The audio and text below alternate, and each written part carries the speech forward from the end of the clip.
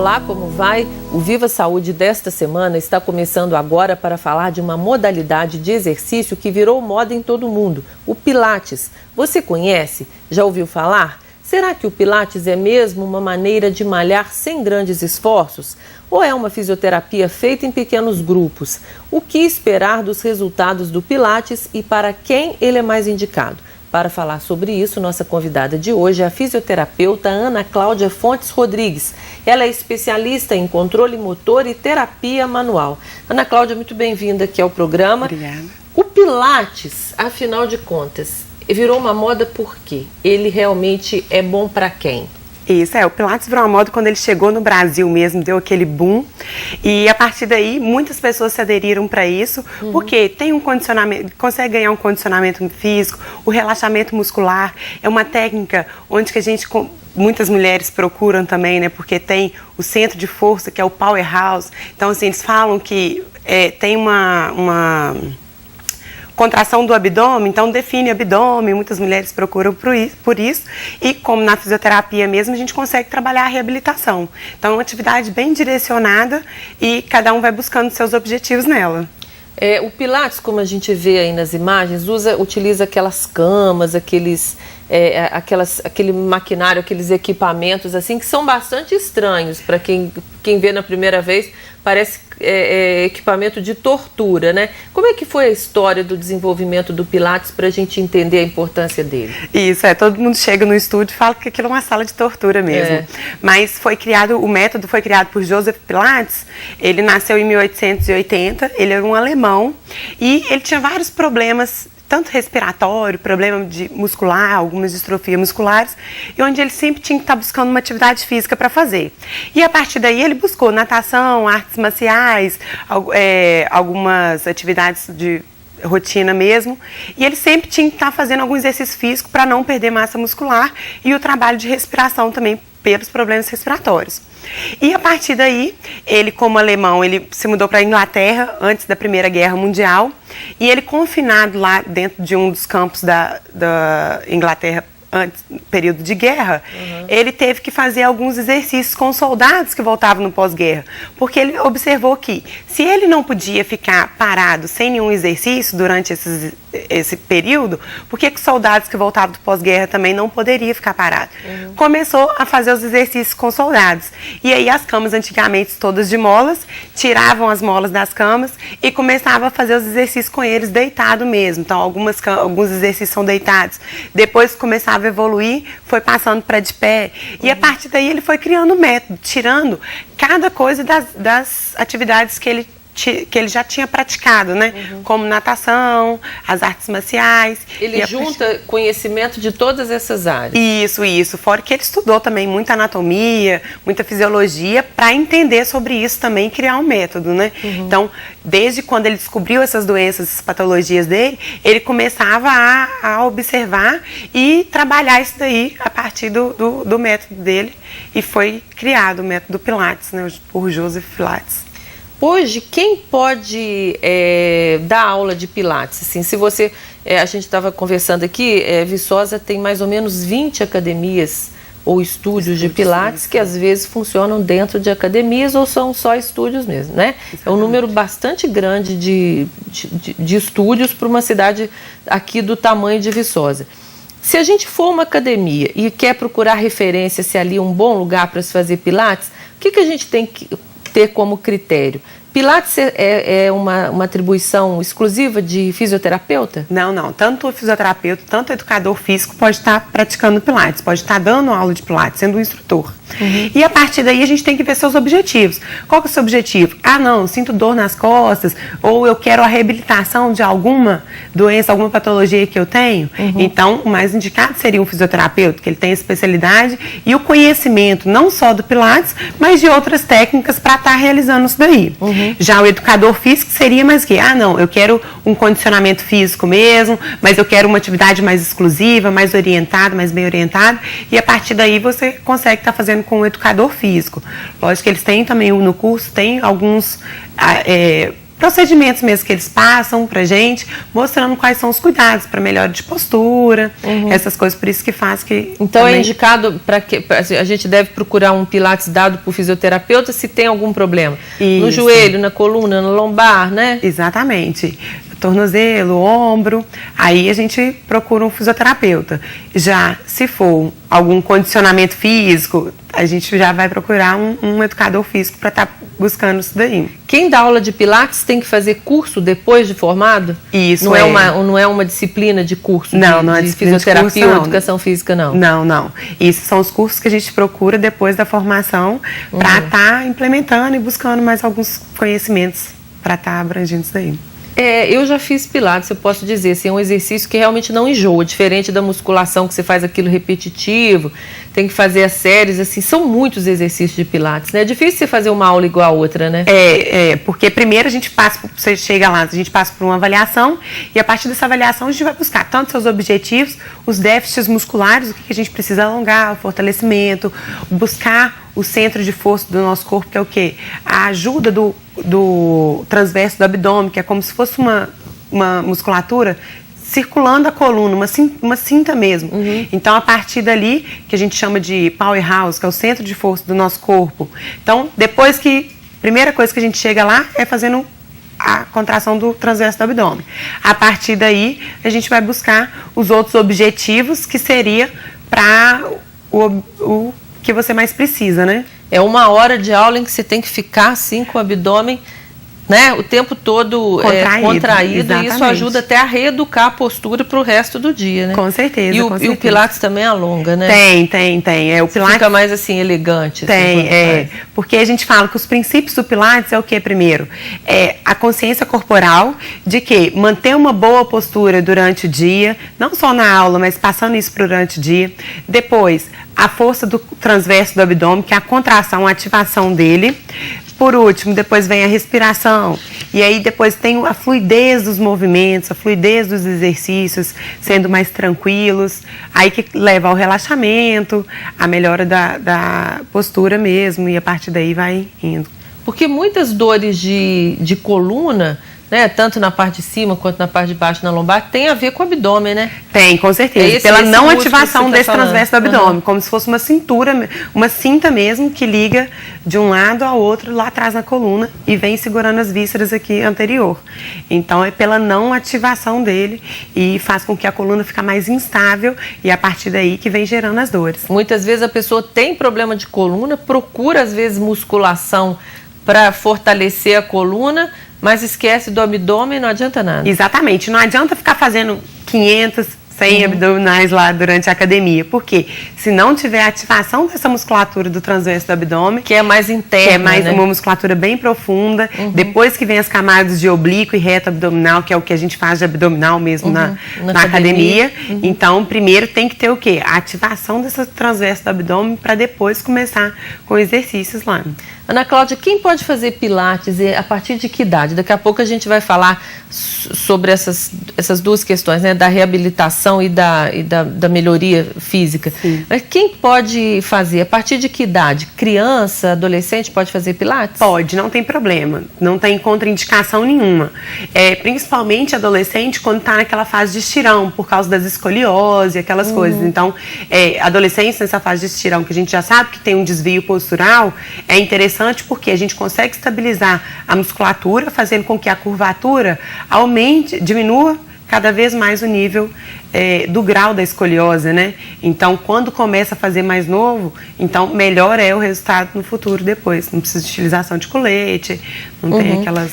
Porque tem criança que já tem problema de coluna adolescente, mas mesmo não tendo, já é uma educação para postural para depois, né? Exatamente. Pode ser um dos princípios, um dos fatores. Normalmente já vem pra gente quando já tem alguma alteração, né? Já tá sentindo dor, por indicação médica, alguma coisa assim já. Mas caso os pais já comecem a observar, ver o desvio postural, já é interessante começar, porque quanto mais cedo a gente começar o tratamento, melhor vai ser no futuro para ele, né? Então, a gente falou que a gente às vezes até assusta um pouco quem entra pela primeira vez no estúdio de Pilates. E os idosos, assim, aparentemente é um exercício de muita força, assusta um pouco. É bom para idosos? Sim. A partir de até que idade se deve fazer? Não, isso não tem idade, literalmente, mas os idosos é legal porque a gente começa a trabalhar um pouquinho de equilíbrio.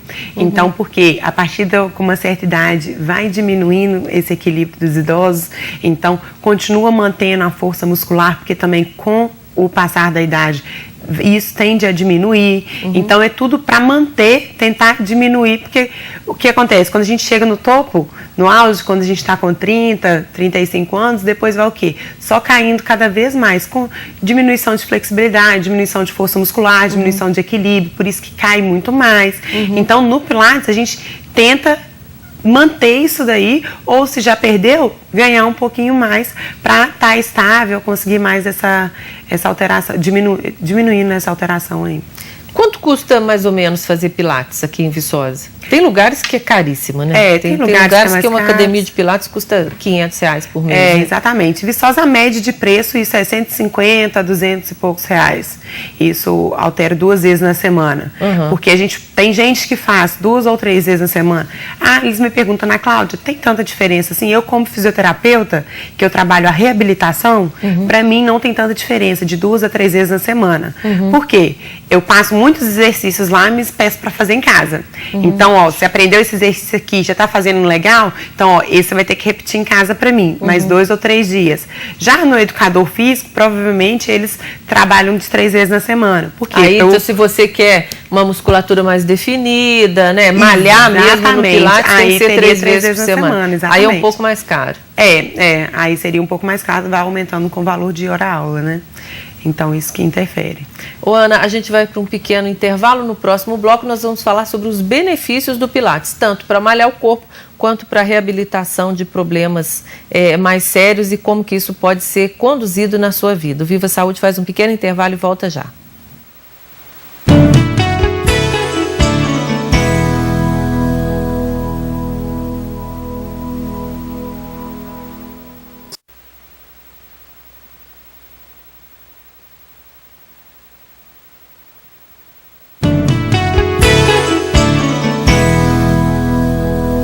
O Viva Saúde dessa semana está de volta hoje conversando com a fisioterapeuta Ana Cláudia. O assunto de hoje são as aulas de Pilates. Se você está chegando agora, ela já nos explicou que o Pilates tanto pode ser usado para reabilitação no caso de dores, quanto para malhar para quem está procurando ter um corpo melhor. Vamos começar por essa segunda parte. Ela também já nos disse que o educador físico e o fisioterapeuta são os profissionais habilitados para dar aula de Pilates. No caso do educador físico, quem não tem dores, é jovem, não tem muito problema de engordar, procura o que no Pilates?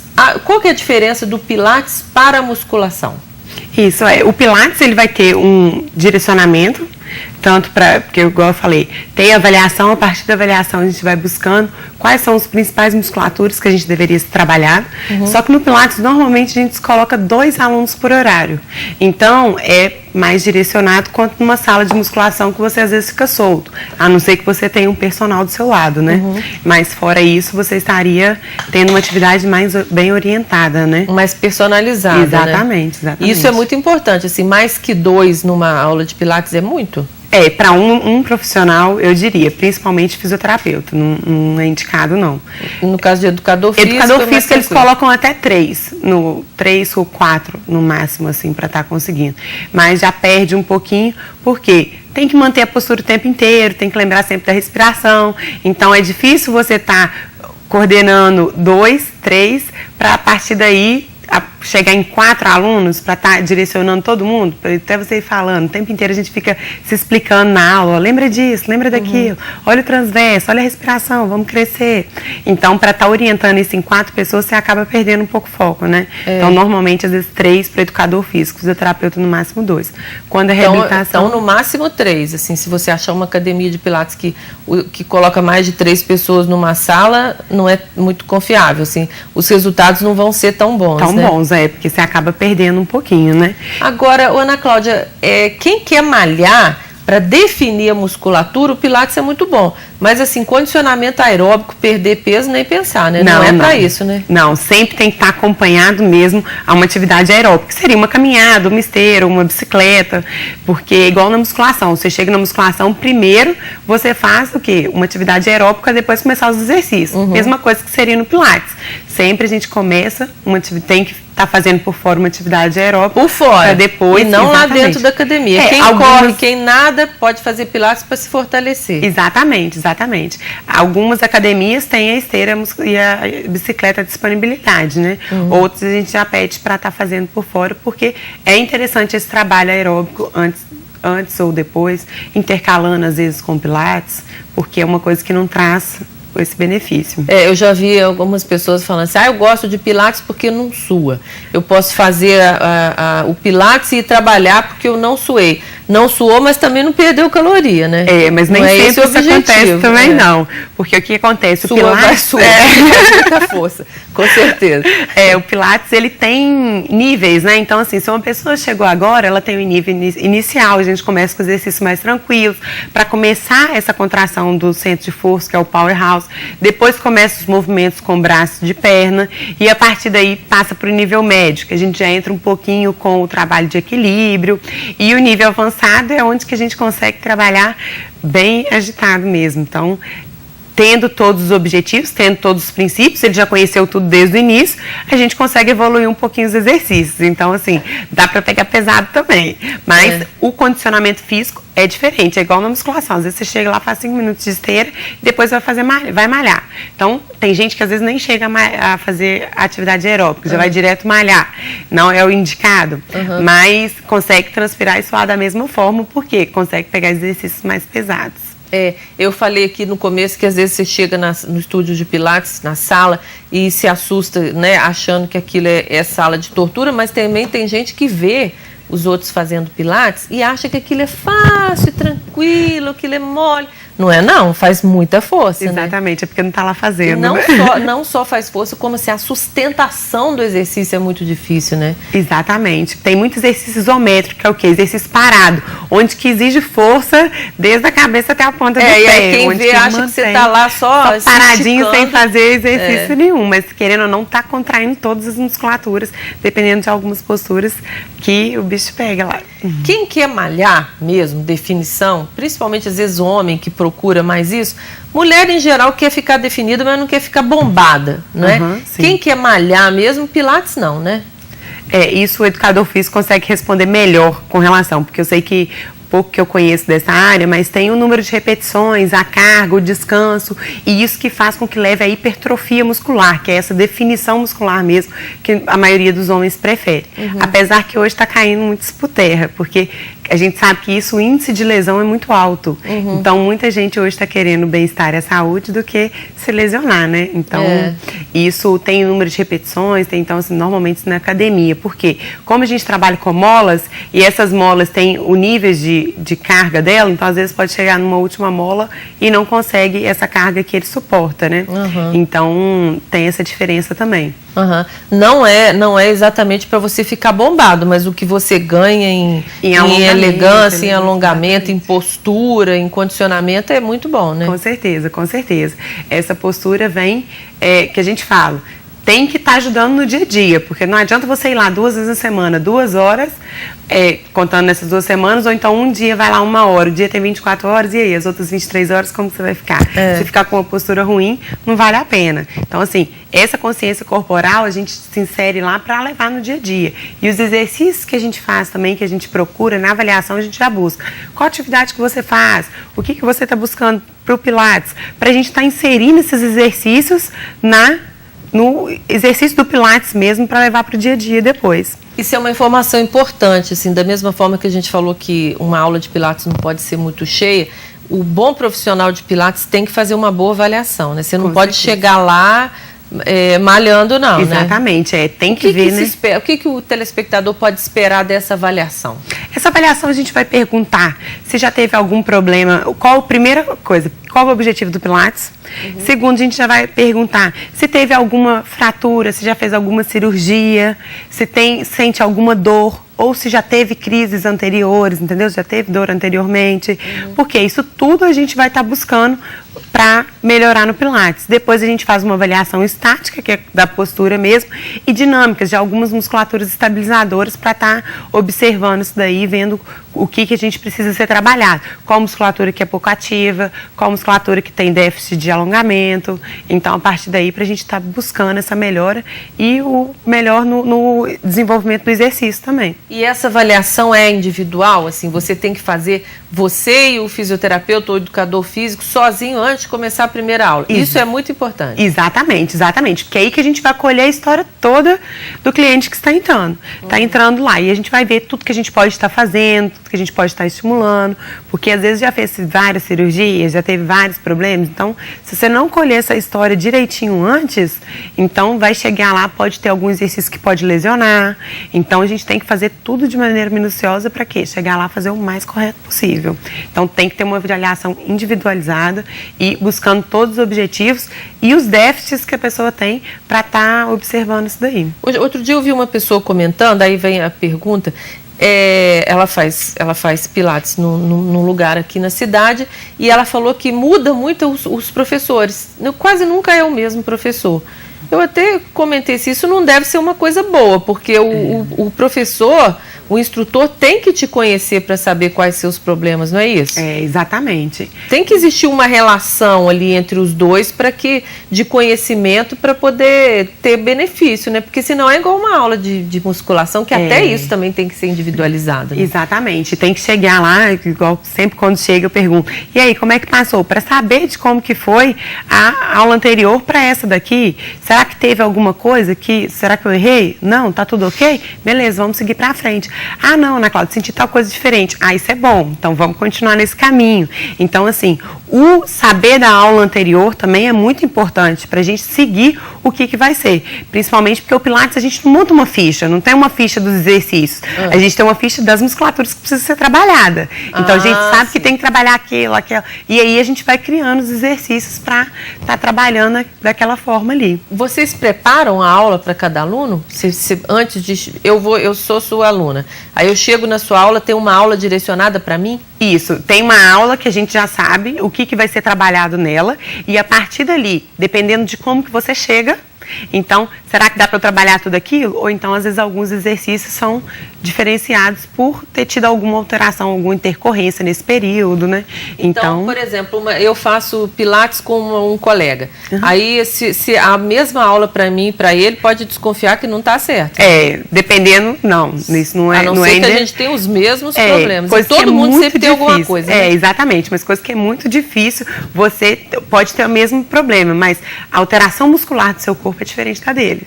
Então, alguns exercícios a gente repete, algumas coisas a gente repete, porque a gente sabe que ali trabalha mais tal musculatura. Igual, como, por exemplo, a questão do abdômen, da postura, prancha. Muita gente, igual faz na academia também, faz no Pilates, eu detesto fazer prancha. Mas é onde que a gente consegue isometria, melhor contração da musculatura abdominal. Ativa principalmente transverso. Então, isso são exercícios que a gente passa para várias pessoas. Mas falar que a sua mesma aula é igual para outras pessoas, não existe. Não deve ter ninguém que gosta de fazer prancha. Tem que fazer de outro jeito. Tem que fazer, né? Quais são as principais doenças que o Pilates ajuda na reabilitação, agora entrando mais na sua característica profissional? Isso, o principal que mais chega pra gente é a hérnia de disco, né? Pode ser tanto cervical, tanto lombar. Lombar, o índice é muito maior. Então, a maioria das pessoas vem com hérnia de disco lombar. Tem também a fascite plantar, tem condromalácia patelar, tem a alteração no ombro, que é a alteração do ritmo escapulohumeral, que eles falam, às vezes, tendinites, bursites. Então, isso tudo chega pra gente, dá pra gente fazer a reabilitação no Pilates. Traduzindo tudo isso, problemas nos pés, Nos calcanhares, nos joelhos, na lombar, que é essa parte aqui, né, debaixo da coluna. No ombro, cervical, consegue estar trabalhando tudo. Exatamente. Tudo isso é possível. Mas você tem que fazer uma reabilitação com o fisioterapeuta fora do Pilates antes? Ou o médico, por exemplo, ortopedista, pode indicar o Pilates? Pode, chega muito pra gente. Chega muito, principalmente, igual eu te falo, o caso de hérnia de disco. Por quê? A hérnia já está alterada, tem aquelas dores todas ciáticas, aquela dor irradiada descendo para a perna. E o que acontece? A gente fala que a hérnia de disco é como se fosse uma alteração. Eu falo que a coluna é igual uma construção. A gente tem as vértebras, que são os tijolos, a massa seria o disco intervertebral. E o que sustenta tudo isso? São os pilares. Então, os pilares seria o quê? A musculatura. A partir do momento que uma musculatura não esteja bem reforçada, bem estabilizada, os tijolos vão começar a mexer e a partir daí a massa começa a sair também. É isso que seria uma hérnia de disco, como se fosse o quê? O extravasamento do disco intervertebral. E o que acontece? O que a gente tem que fazer? Fortalecer os pilares para quê? Diminuir essa alteração aí a hipermobilidade que a gente chama, né? Um aumento da mobilidade naquela região. Então é bom. Pilates é bem indicado para quem tem hérnia de disco. Sim, com certeza. Deve ser o maior problema, né? Que com chega certeza, lá muitos casos, 70% dos casos seriam para isso. E tem bons resultados. Muito grandes. Os resultados são muito legais porque a gente consegue a estabilidade dessa musculatura e a partir daí, o que é o nosso objetivo? É trabalhar essa musculatura para fortalecimento e levar ela para a musculação. É na musculação que a gente está querendo para o dia a dia, liberar para outras atividades, a partir do momento que ela já sabe, já tem consciência corporal, sabe fazer o exercício direitinho, tem uma boa contração de transverso. Então é dessa forma que a gente está buscando. É uma boa forma de educação, né? Exatamente, do corpo, exatamente. Ana Cláudia, nosso tempo chegou ao final, eu te agradeço muito a sua presença aqui, a gente espera que tenha ficado mais claro, assim, desmistificar a questão do Pilates, que ele é bom para muita coisa, quem é a pessoa que deve, por que a gente deve procurar, mas principalmente o cuidado na definição da academia e do profissional que você vai procurar, né?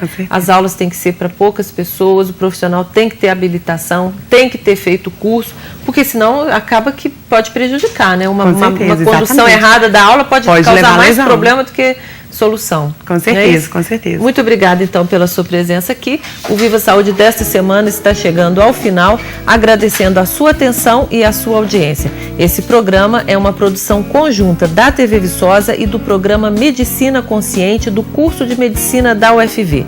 Como sempre lembramos, se você perdeu um dos programas dessa série ou quiser revê-los, vá ao site do YouTube na internet e procure pelo canal Saúde TV Vicosa sem o cedilha. Lá estão todos os programas divididos em blocos. É só clicar e assistir. Você também está convidado a participar do programa com críticas, sugestões de temas e de profissionais. Para isso, basta mandar um e-mail para vivasaude@ufv.br. Repetindo, vivasaude@ufv.br. Nós nos vemos na semana que vem com mais um programa sobre saúde e qualidade de vida. Uma semana com muita saúde e paz para você e até semana que vem.